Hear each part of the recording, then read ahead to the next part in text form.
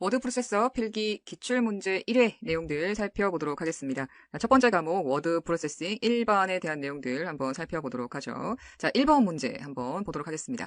다음 중 워드 프로세서에서 사용하는 기본 용어에 관한 설명으로 옳지 않은 것은 틀린 것을 찾아라 라고 하는 문제입니다. 여러분들 이런 문제를 풀어내실 때는 우리가 정답을 찾아내는 것도 중요하지만 정답 이외의 내용들은 기본 용어에 대한 옳은 설명이 되는 거죠. 그래서 정답을 찾아낸 후에 나머지 내용들도 여러분들이 정리를 좀 해두게 되시면 이렇게 기본 용어에 대한 질문이 나왔을 때 좀 더 쉽게 정답을 찾아내실 수가 있게 되는 겁니다. 자, 그래서 정답 이외의 내용들도 정리를 좀 해둬야 되겠다라고 하는 생각을 하시면서 이 문제 한번 풀어보도록 하죠. 동그라미 1번부터 보게 되시면 영문균등이라고 하는 용어에 대한 설명입니다. 단어와 단어 사이의 간격을 균등 배분해서 문장의 왼쪽 끝에만 맞추어서 균형을 유지하는 기능이라고 얘기를 합니다.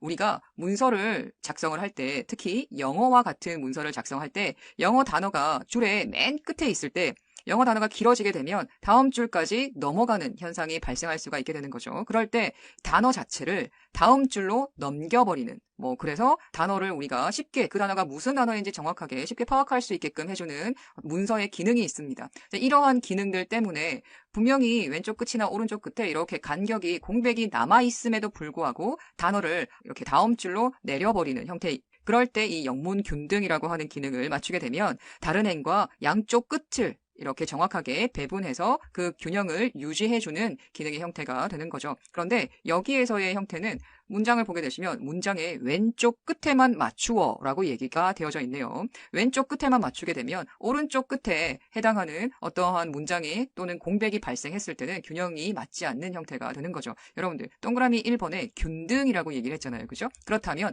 왼쪽뿐만이 아니라 오른쪽 끝도 맞추어 줘야 된다라고 하는 거 기억을 해두시고, 자, 그렇다면 1번의 정답은 옳지 않은 것을 찾는 거니까 동그라미 1번이 정답이 되겠네요. 나머지 것들도 여러분들이 정리를 좀 해두실 필요가 있다라고 얘기를 했어요. 하나씩 한번 살펴보게 되시면 색인, 인덱스라고 하는 것은 문서의 중요한 내용들을 빠르게 찾기 위해서 문서의 맨 뒤에 있습니다. 그래서 용어와 관련되어져 있는 그러한 쪽번호를 오름차순으로 기록해서 정리해 놓은 목록이 되는 거죠. 우리가 공부를 하실 때도 이 부분 좀 중요한 것 같아 라고 해서 포스트잇 같은 것들을 그 쪽에다가 또는 페이지에다가 붙여두는 경우가 있습니다. 그러한 것들을 색인이라고 이야기하게 되는 것이고, 우리가 워드 프로세서에서 사용하고 있는 용어에서의 이 색인은 그러한 기능들을 바로 맨 뒤에다가 쪽번호로 오름차순으로 정리를 해놓는 목록이다라고 생각하시면 되는 거죠. 자, 동그라미 3번을 보게 되시면 옵션에 대한 내용입니다. 명령이나 기능을 수행할 때 선택할 수 있는 항목들을 모두 보여줍니다. 그래서 이 옵션을 통해서 내가 필요한 것들은 체크를 해서 우리가 활용할 수 있도록 하는 것이고, 필요 없는 부분들은 체크 해제하셔서 문서를 작성하실 때 조금 더 수월하게 작성할 수 있는 형태가 되는 거죠. 4번 동그라미 보게 되시면 마진이라고 하는 문서는 문서를 작성을 할 때 문서의 균형을 위해서 남겨두는 상하 좌우 여백, 그죠? 이 여백들을 바로 마진이라고 이야기를 하게 됩니다. 자, 여러분들 동그라미 1번이 틀린 형태이긴 하지만 나머지 것들 다 옳은 기본 용어에 대한 설명으로 되어져 있으니까 나머지 것들도 정리를 잘 해두시기 바랍니다. 2번 문제 보게 되시면 다음 중 워드 프로세서에서 매크로에 대한 설명으로 옳지 않은 것은, 매크로라고 이야기하는 용어를 좀 잘 설명해 놓는 것이 동그라미 1번에 대한 설명입니다. 자, 일련의 작업 순서를 키보드의 특정 키에 기록해 둡니다. 그랬다가 필요할 때 한 번씩 재생해내는 그런 기능을 바로 매크로라고 이야기를 하게 되는데, 업무를 하거나 또는 공부를 하거나 이렇게 문서를 작성을 할 때 똑같은 작업을 계속적으로 반복한다라고 이야기를 합니다. 그렇다면 이러한 반복적인 작업을 한 번만 하면 단축키를 좀 이용해서 해놓으면 좀 더 쉽게 일을 빨리 끝낼 수 있겠다라고 할 때, 그럴 때 이렇게 반복 작업을 한번 기록해 놨다가 필요할 때마다 재생해내는 형태가 되는 거죠. 금방 이야기했던 내용들이 바로 동그라미 2번에 다시 설명하고 있습니다. 동일한 내용의 반복 입력이나 도형이나 문단의 형식, 서식 이러한 것들을 여러 곳에 반복 적용할 때 효과적이다라고 하네요. 동그라미 1번과 동그라미 2번에 대한 설명은 어떻게 보면 일맥상통하는 그러한 설명이라고 할 수가 있습니다. 여러분들이 매크로라고 하는 이 단어가 딱 보여졌을 때는 같은 작업을 하는 또는 반복 작업을 하고 있는 이러한 작업들을 조금 기록해 놓았다가 필요할 때마다 불러와서 한 번 더 재생하는 그러한 형태가 바로 매크로이다라고 생각하시면 좋을 것 같아요. 동그라미 3번 형태를 보게 되시면 작성한 매크로는 별도의 파일로 저장할 수 있고 편집이 가능하다라고 합니다. 자, 여러분들 매크로라고 하는 것은 똑같은 작업이 계속적으로 반복되긴 하지만 이러한 작업이 처음에는 A를 삽입하는 형태였다가 다음 반복 작업은 B를 삽입하는 형태로 바뀌었다라고 얘기를 한다면 삽입하는 기능은 똑같지만 문서에 해당하는 A와 B, 그쵸? 이 문장만 바뀌어지는 형태가 되는 겁니다. 그렇다면 편집을 통해서 A라고 하는 것을 B로 바꾸게 되면 같은 단축키나 같은 형태로 똑같은 작업을 A에서 B로 바꾸어지는 작업도 할 수가 있게 되는 겁니다. 자, 그렇다면 1번부터 3번 동그라미까지는 매크로에 대한 설명으로 다 옳은 형태인 것 같아요. 자, 그렇다면 틀린 것은 바로 4번이 되겠네요. 4번을 한번 보죠. 마우스 동작을 포함한 사용자의 모든 동작을 기억하는 것을 키 매크로라고 한다. 키 매크로라고 이야기하는 것들은 잘 모르더라도 키라고 하는 것들을 한번 생각해 보게 되시면 우리가 컴퓨터에서 다룰 때 키라고 하는 단어는 어디에서 주로 들을 수 있습니까? 바로 그죠. 키보드에서 키를 우리가 유추해내실 수가 있게 되는 거죠. 그래서 여기에서 이야기하고 있는 키 매크로라고 얘기하는 것은 키보드를 통해서 작업이 되어져 있는 매크로를 바로 키 매크로라고 이야기를 하게 되는 것이고 마우스 동작을 포함해서 사용자의 모든 동작을 기억한다라고 하는 이 부분은 바로 스크립트 매크로의 형태가 되는 겁니다. 그래서 2번에 해당하는 정답은 옳지 않은 것은 4번이 되는 거고요. 이 문제를 통해서 여러분들 매크로에 해당하는 어떤 설명적인 것들과 매크로는 한번 만들어 놓고 편집할 수 있다라고 하는 것과 그리고 키 매크로 그리고 스크립트 매크로가 무엇인지까지 정리하실 수 있었습니다. 매크로의 형태는 이 정도로 기억을 해두게 되시면 거의 응용 문제는 다 문제 풀어내실 수 있으실 거라고 생각을 해요.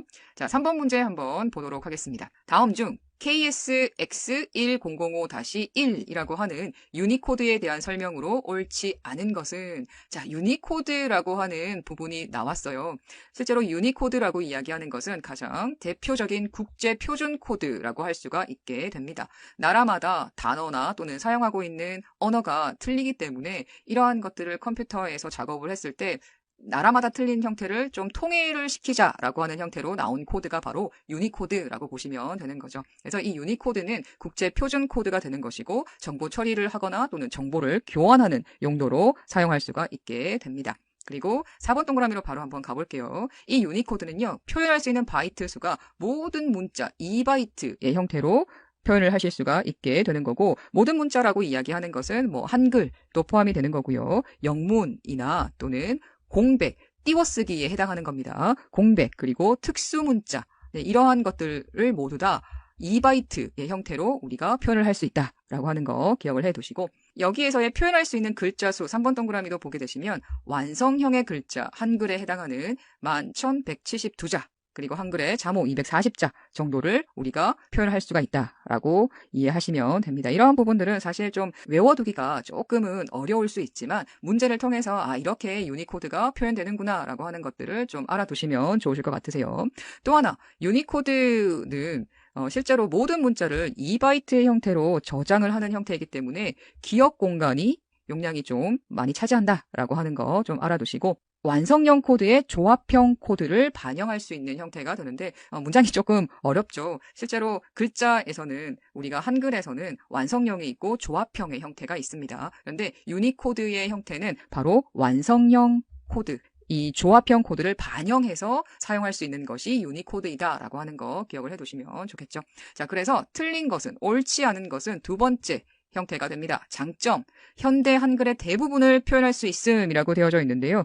조합형에 해당하는 한글의 장점에 해당하는 것이고 우리가 유니코드라고 이야기하는 것은 완성형 코드 자체의 조합형 코드를 반영한 형태가 바로 유니코드라고 얘기를 했습니다. 조합형 코드 자체가 아닌 거죠. 그래서 장점에 해당하는 이 부분들은 조합형 코드의 장점을 의미하는 형태가 되는 겁니다. 그래서 3번에 옳지 않은 것은 2번이라고 보시면 되는 거죠.